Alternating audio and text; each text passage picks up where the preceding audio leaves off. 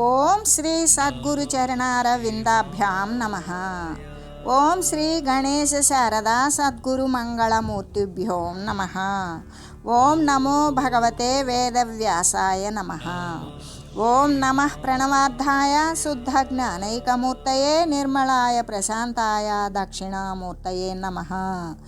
ఓం ఈశ్వరో గురురాత్మేతి మూర్తిభేద విభాగినే వ్యోమవద్వ్యాప్తదేహాయ దక్షిణామూర్తయే నమః. శ్రీ గురుగీత ద్వితీయోధ్యాయము.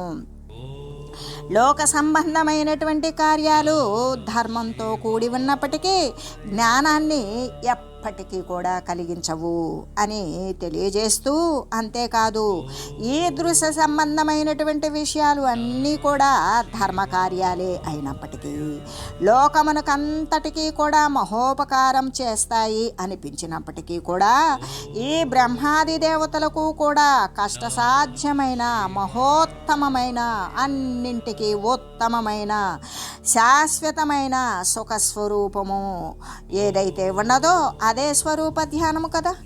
ఆ స్వరూప ధ్యానము ప్రతికూలములో అవడము చేత ఆ స్వరూప ధ్యానానికి ఈ దృశ్య సంబంధమైన లోక సంబంధ కార్యాలు ధర్మంతో కూడి ఉన్నప్పటికీ కూడా ఇవన్నీ కూడా స్వరూప ధ్యానానికి ప్రతికూలములే, ఆటంకాలే. కాబట్టి ముక్తిని చెందాలి అనుకునేటువంటి వాడు వాటిని అన్నింటినీ కూడా వదిలివేయాలి అని చెబుతూ, ఎలాగంటే దృశ్య కార్యాల వలన స్వరూపం యొక్క విస్మృతే కలుగుతూ ఉంటుంది కదా. తన యొక్క స్వరూపము అంటే తన యొక్క సాక్షిత్వ స్వరూపము శుద్ధ చైతన్యమైతే ఉన్నదో సర్వేక సమస్తమైన ప్రతి వస్తువును కూడా కదిలింపజేసేటువంటి ఏ చైతన్యమైతే ఉన్నదో దానిని దర్శించేటువంటి జ్ఞానము అనేది మరి అది ప్రక్కకు జరుగుతుంది. కాబట్టి ఈ దృశ్య కార్యాల వలన స్వరూపం యొక్క విస్మృతి కలుగుతుంది. కాబట్టి అది ఏ అజ్ఞానము అని చెబుతూ, అంతేకాదు ఈ అజ్ఞానము భవసాగరంలోనే మునిగేటట్లు చేస్తూ ఉంటుంది. భవసాగరము అంటే ఈ అజ్ఞానము యొక్క దాని ద్వారానే ఈ శరీరాల యొక్క రాకపోకలు అనేటువంటివి కొనసాగుతూ ఉంటాయి. కాబట్టి ఎవరైనా సరే మరి ఈ అజ్ఞానము అనేటువంటిది చీకటితో సమానమే కదా. అంటే మళ్ళీ శరీరాలు కొని తెచ్చుకునేటువంటి ఆవశ్యకత ఎవరైనా కోరుకుంటారా? అంటే ఎవరైనా సరే అజ్ఞానము చీకటి లాంటిది అన్నప్పుడు చీకటిని ఎవరైనా కోరతారా? కోరరు. ఎందుకు? ప్రతి ఒక్కరికి కూడా ఏం కావాలి?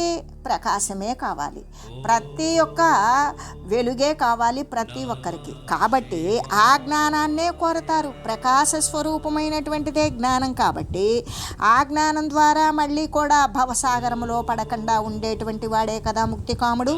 ఆ ముక్తిని చెందాలి, శరీరాల యొక్క రాకపోకలను శాశ్వతంగా ఆపివేసుకోవాలి అనుకునేటువంటి వాడు ముక్తత్వాన్ని పొందాలి అనుకుంటాడు. వాడికి కావలసినంత జ్ఞానము కూడా ధ్యానముతోనే సముపార్జితమవుతుంది. ఆ ధ్యానము కుదరాలి అంటే లోక సంబంధమైనటువంటి ఎన్ని ధర్మకార్యాలే అయినప్పటికీ కూడా వాటిని అన్నింటినీ వదిలివేయాలి. అలా వదిలివేయలేదనుకో మనకు ఆత్మవిస్మృతి అనేటువంటిదే కలుగుతూ ఉంటుంది. కాబట్టి ఈ యొక్క అంటే ఆత్మజ్ఞానము అంటే ఈ యొక్క దృశ్య భావనే కదా. ఈ దృశ్య భావన అనేటువంటిది తనలో ఎప్పటికీ కూడా ప్రవేశించకుండా చేయడం మాత్రమే కాకుండా ఆత్మభావనను మరుపుగలుగజేస్తుంది. కాబట్టి దానిని ఏమాత్రము కూడా మరుపుగలగజేసేటువంటి దృశ్య సంబంధమైన విషయాలను తనలో ప్రవేశించకుండా జాగ్రత్తగా చూసుకొని గమనించుకోవాలి అని తెలియజేస్తూ, అంతేకాదు ఇటువంటి దృఢతరమైనటువంటి బలపడినటువంటి ధ్యానం నిరంతరము గనక ఎవరికైతే ఉంటుందో అదే నిజమైనటువంటి జ్ఞానం. ఆ జ్ఞానము అది జ్ఞానం. కాబట్టే ఈ దృశ్యవాసన రూపాలైనటువంటి ఏ లౌకికమైనటువంటి ధర్మాలు ఉంటాయో అవన్నీ కూడా తన యొక్క స్వరూపం మరుపగలిగించేటువంటివే అవుతాయి. కాబట్టి వాటిని ఈ దృశ్య సంబంధమైనటువంటి ధర్మ కార్యాలే మరి ఉపయుక్తమైన కార్యాలే అయినప్పటికీ కూడా ముక్తి చెందాలి అనుకునేటువంటి వాడు వాటిని అన్నింటినీ కూడా వదిలివేయాలి. అలా చేయడం చేత వానికి జ్ఞానం అనేది ఉదయిస్తుంది. ఎప్పుడైతే ధ్యానం బలపడిందో వానికి జ్ఞానము అనేటువంటిది పుడుతుంది. ఆ జ్ఞానం అనేది ఉత్పన్నం కలగడం వల్ల మరి దాన్ని ఇంకా కూడా అలా చేస్తూ రాగా అది అభివృద్ధి చెందుతుంది. అలా జ్ఞానాభివృద్ధి జరిగినప్పుడు జ్ఞానము అనేటువంటిది ప్రచండంగా తయారవుతుంది, బలపడుతుంది, దృఢపడుతుంది, రూఢిపడుతుంది. జ్ఞానం యొక్క స్థితి అంత జ్వాజ్వల్యమానంగా ఉన్నప్పుడు అది అగ్నితో సమానమైనదే అవుతుంది. కాబట్టి ఆ యొక్క జ్ఞానము అనేటువంటి అగ్ని ఎప్పుడైతే ప్రచండంగా ప్రజ్వరిల్లిందో అప్పుడు సర్వ కర్మ కాష్టాలన్నీ కూడా దగ్ధాలే అయిపోతాయి. అంటే వాని యొక్క జన్మ పరంపరల్లో మోసుకొని వచ్చినటువంటి ఏ కొద్దిపాటి సుకర్మ ద్వారా వానికి ఏర్పడినటువంటి పారమార్థిక చింతన ద్వారా దృశ్య విషయాలను అన్నింటినీ వదిలివేసి వాడు ధ్యానమునందు బలపడి జ్ఞానాన్ని ఉత్పన్నం చేసుకొని ఉత్పన్నమైనటువంటి జ్ఞానాన్ని దృఢపరిచి ఆ ప్రజ్వలించేటువంటి ఆ జ్ఞానాగ్ని ద్వారా వాడు మరి అనేక పరంపరల నుండి తెచ్చుకున్నటువంటి ఏ కర్మ వాసనలైతే ఉన్నవో అవన్నీ కూడా దగ్ధమే అయిపోతాయి. ఆ విధంగా దగ్ధమైపోయినప్పుడు వానికి ఇంకా కర్మలు, వాసనలు, కోరికలు అనేటువంటివి లేవు, అన్నీ శమించిపోయినవి. అయితే అన్నీ పోగా మిగిలిపోయింది ఏంటి? అవశిష్టమైనది. అంటే మిగిలింది ఏంటి అంటే నిష్కర్మమే అయినటువంటి పరబ్రహ్మమే అవుతూ ఉన్నది. అదే సర్వవ్యాపకమైనటువంటి ఏ పరబ్రహ్మ వస్తువు అయితే ఉన్నదో, సర్వానికి కూడా మూలము, ఆశ్రయము, సర్వానికి ఆధారము అయినటువంటి ఏ పరబ్రహ్మమైతే ఉన్నదో అది మాత్రమే మిగులుతుంది. వీనికి జన్మ పరంపరలుగా శరీరాలు తెచ్చుకొని వదిలేటువంటి స్థితుల్లో అనేక రకాల ఉపాధులను ధరించి తాను చేపట్టినటువంటి ఏ కర్మవాసనలైతే ఉన్నవో ఆ కర్మవాసనలు మొత్తం జ్ఞానాగ్నిలోబడి నశించిపోతే మళ్ళీ తను శరీరాన్ని ధరించవలసినటువంటి కర్మ అనేది లేకుండా, శేషభాగం లేకుండా మొత్తం పోతుంది. మొత్తం తనకంటూ ఏమీ లేకుండా తనంతా నిర్మూలించబడినప్పుడు ఏదైతే ఉన్నదో సత్య వస్తువు అసత్యమంతా తొలగిపోగా సత్యమైనటువంటి నిష్కర్మ అంటే ఎటువంటి కర్మ కానటువంటి ఏ పరబ్రహ్మ వస్తువు అయితే ఉన్నదో ఆ పరబ్రహ్మమే ఆగుతూ ఉంటుంది. ఆ పరబ్రహ్మయే మిగిలి ఉంటుంది.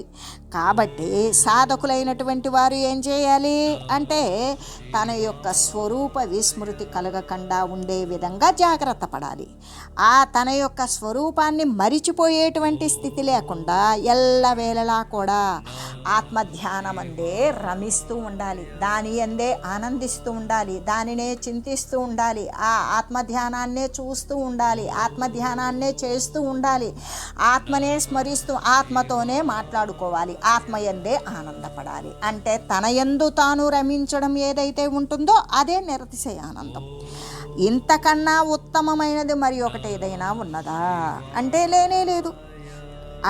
అటువంటి శక్తి లేనటువంటి వారు ఏ విధంగా దృశ్య విషయాలను నివారించి ఆత్మధ్యానాన్ని బలపరుచుకొని తన మరి సర్వకర్మలు నశించిపోగా ఆత్మధ్యానం ద్వారా వానికి జ్ఞానము లభించి ఆ జ్ఞానము ద్వారా జ్ఞానము అధికమయ్యి ఆ జ్ఞానము తన యొక్క అజ్ఞాన వాసనలన్నీ కూడా నశింపజేస్తే మిగిలి ఉండేటువంటి జ్ఞాన పరాకాష్ఠ అయినటువంటి పరబ్రహ్మస్వరూపమే తాను అయ్యున్నప్పుడు దాని అందే తను ఆనందిస్తూ ఉన్నప్పుడు అంతకన్నా ఉత్తమమైనది మరి ఒకటి లేనప్పుడు అది దానినే అనుసరిస్తూ ఉండాలి. సరే, ఇంత మట్టుకు కాకుండా అటువంటి శక్తి లేని వారు కూడా ఉంటారు.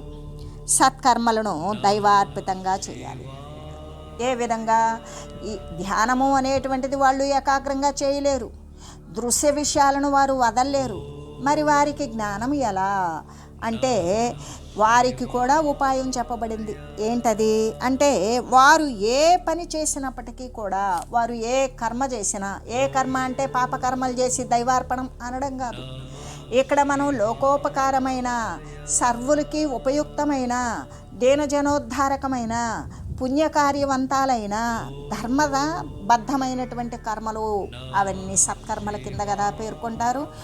అటువంటి సత్కర్మలన్నీ కూడా వాటి యొక్క ఫలితాలు కర్తృత్వము భోక్తృత్వము అనేది తాను కాకుండా సర్వము కర్తగా కూడా దైవాన్నే చేసి సర్వేక సమస్తం దైవానికి అర్పించినటువంటి వాడు వానికి క్రమంగా కూడా వాడు పరిశుద్ధుడే అవుతాడు. ఎందుకు?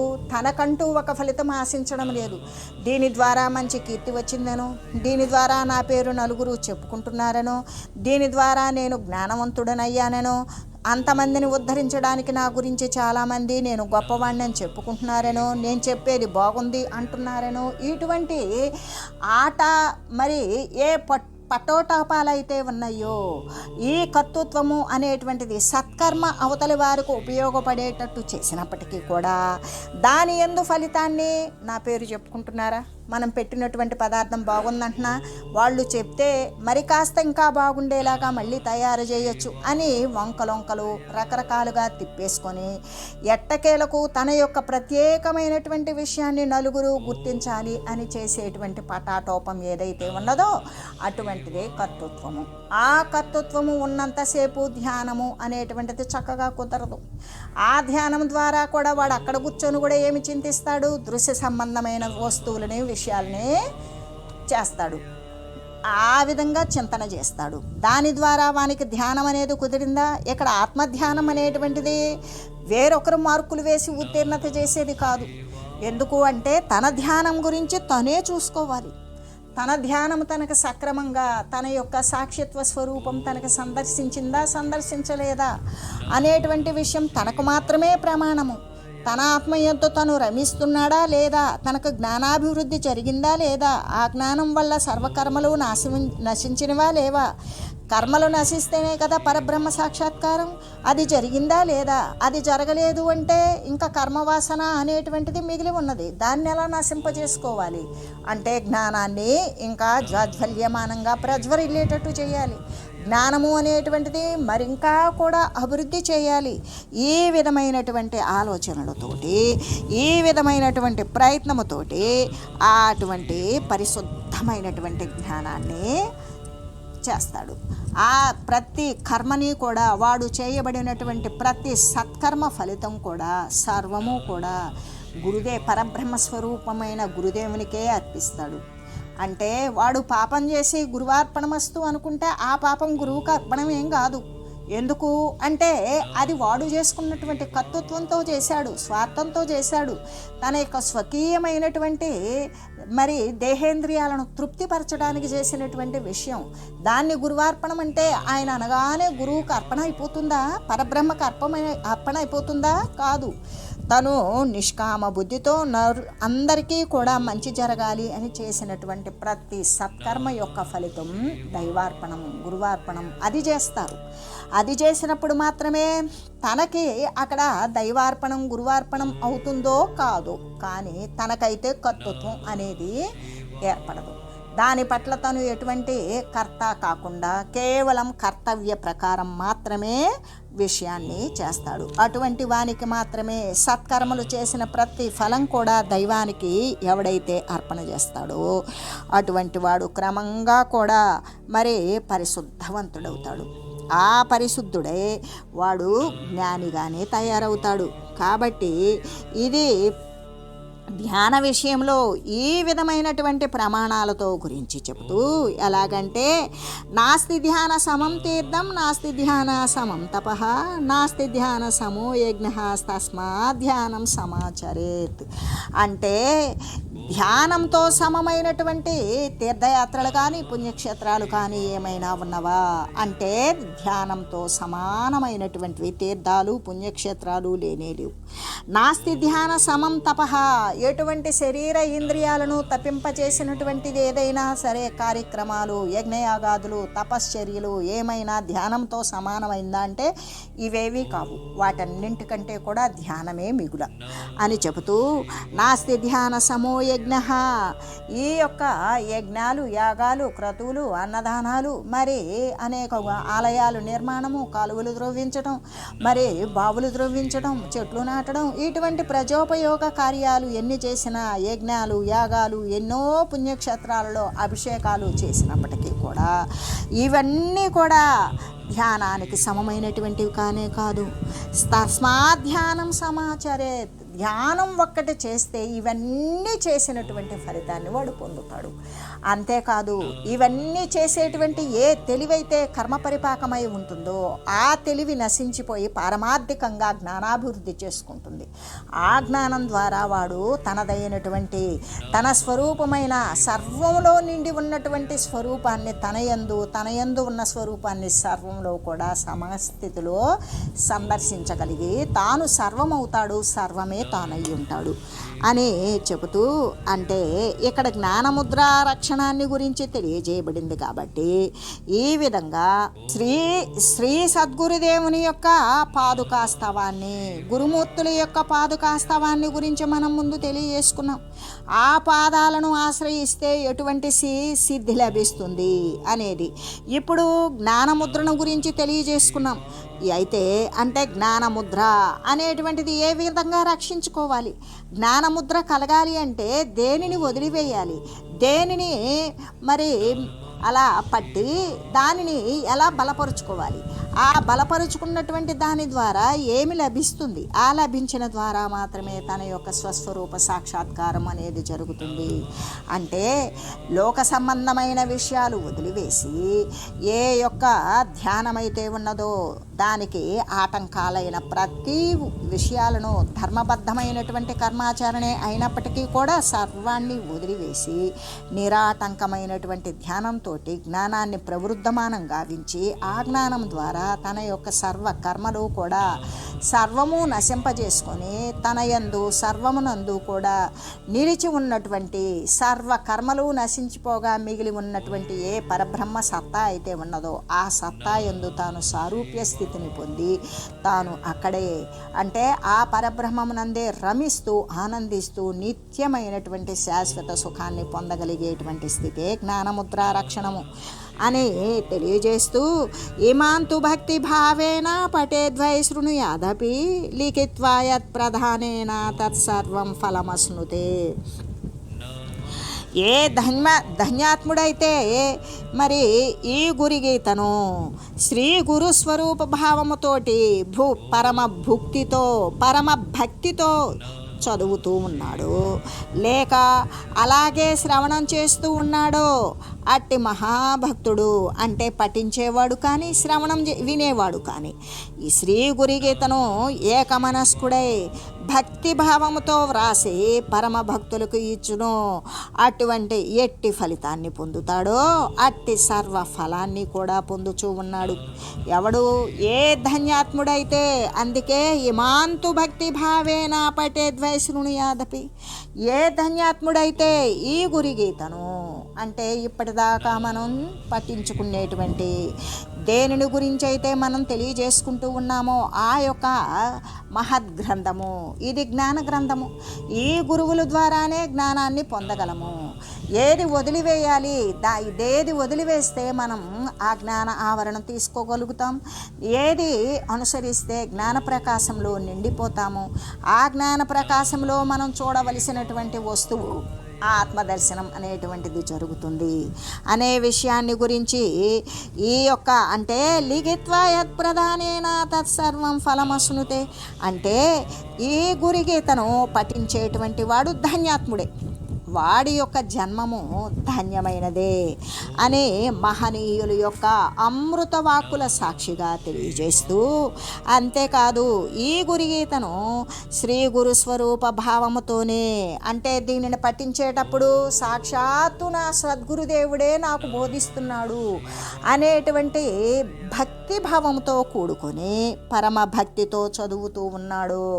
అంటే ఎవరైతే ఈ గురుగీతను నా గురువు ద్వారా మాత్రమే నాకు ప్రాప్తిస్తుంది అనే భావంతో పఠించిన, లేక నా గురుదేవుడే నాకు ఈ విషయాలు అంటే గురువు పట్ల ఉండవలసినటువంటి రీతి మరి ధర్మాలు ఆ ప్రకారం ఉంటేనే జ్ఞానాభ్యుదయం అనేటువంటిది జరుగుతుంది. దాని ద్వారా తన యొక్క అసలు తత్వం, తన యొక్క రకం గురించి తెలుసుకునేటువంటి స్థితి తనకు తెలుస్తుంది. కాబట్టి ఇది నా సద్గురుదేవుడే బోధిస్తున్నాడు అనే పరమ భక్తితోటి ఎవరైతే వింటున్నారో, ఎవరైతే చెబుతూ ఉన్నారో అటువంటి మహానుభావుడు, అటువంటి వాడు మహాభక్తుడు. అంటే పఠించేవాడైనా శ్రవణం చేసేవాడైనా ఈ గురుగీతను ఏకమనస్కుడే, అంటే ఎవరైతే దీని పట్ల శ్రద్ధగా ఏకాగ్ర భావంతో మరి ఈ ధర్మాలను వినాలి, గురు శిష్య సంవాద రూపమైనటువంటి అంటే పార్వతీ పరమేశ్వర సంవాద రూపమైనటువంటి ఈ గురుగీత శ్రీ సద్గురుమూర్తే నాకు సాక్షాత్తు ఎదురుగ్గా ఉండి నన్ను సమీపాన కూర్చోబెట్టుకొని నాకు ఈ విధంగా బోధిస్తూ ఉన్నారు అన్నంత భక్తి శ్రద్ధలతో ఇది వినేటప్పుడు ఎవరు ఏ సద్గురుమూర్తినైతే ఆశ్రయించి ఉన్నారో ఆ రూపాన్ని స్మరించి వారి యొక్క సన్నిధానమునందే ఉన్నట్లుగా భావించి ఆ విధంగా శ్రీ గురుమూర్తి యొక్క సన్నిధానాన్ని గురించి చెప్పేటువంటి విషయాలను, శ్రీ గురుమూర్తి యొక్క స్వరూపాన్ని సాక్షాత్కరించేటువంటి విషయాన్ని శ్రీ సద్గురుమూర్తి యొక్క సందర్శనము చేతనే, అంటే ఎవరి వారి గురువుని ఒక్కసారి అంటే విన్న ప్రతిసారి కూడా వారి యొక్క మనసునందు ధరించి దీనిని విన్నా చదివినా కూడా లేదు, ఇటువంటి విషయాలను ఎవరైనా సరే భక్తి భావంతో, భక్తి అనేటువంటిది ఇనుమడించినప్పుడు దానిని భక్తి భావంతో చక్కగా వ్రాసి దానిని ఏమీ తెలియనటువంటి వారికి గురుభక్తి కలిగే విధంగా విషయాలను ప్రోధి చేసి చెబుతూ ఈ సత్కార్యాల వైపు వాణ్ణి కూడా కొనసాగించేటట్లు చేసి ఎవరికైతే ఇస్తారో ఈ విధంగా చేసినటువంటి వాడు ఏ ఫలితాన్నైతే పొందుతాడో అట్టి సర్వ ఫలితాలను కూడా పొందుతూ ఉంటాడు అని చెబుతూ, అంటే శ్రీ గురుగీతను పరమ భక్తితో పఠించిన వారు కానీ, లేదు శ్రవణం చేసిన వారు కానీ, లేదు దానిని గురించి వ్రాసిన వారు కానీ, అంతేకాదు అది మరి ఒక భక్తునికి, ఆసక్తి కలిగినటువంటి భక్తునికి ఇచ్చినవారు కానీ సమస్త ఫలాలను కూడా కోరిన ఫలాలు, ఇక్కడ సర్వకామ్యార్థ సిద్ధిరస్తు అన్నట్లు మనం ఏం కోరుకుంటాం, ఇటువంటి తత్వాన్ని మనం అవలోకించి దీనిని గురించి అనుసరించి ఈ ప్రకారంగా ప్రవర్తిల్లిన మనం ఏం కోరుకుంటాం, ఏ సర్వ సమ్మతమైనటువంటి సర్వసత్తాక ప్రతిపత్తి అయినటువంటి ఏ చిన్మాత్ర స్వరూపము శాశ్వత సుఖము ఏదైతే ఉన్నదో దానినే కదా కోరుకుంటాం, అటువంటి కోరిక అనేది తీరుతుంది అని చెబుతూ ఆ సమస్త ఫలాలను కూడా కోరిన కోరికలనన్నింటినీ యో యదిచ్యతి తస్య తత్, అంటే ఏది కోరుకుంటే తీరుతుంది అని ఈ విషయాన్ని గురించి చెబుతూ ఉన్నారు. అంటే శ్రీ గురుదేవునికి పరమభక్తులే అగుతూ ఉన్నారు, దాని ద్వారా జ్ఞానస్వరూపులు అగుతున్నారు అని చెబుతూ ఓం మంగళం శ్రీ గురుదేవాయ మహనీయ గుణాత్మనే సర్వలోక శరణ్యాయ సాధురూపాయ మంగళం. ఓం లోకా సమస్త సుఖినో భవంతు. ఓం శ్రీ సద్గురు పరబ్రహ్మార్పణమస్తు. ఓం తత్సత్.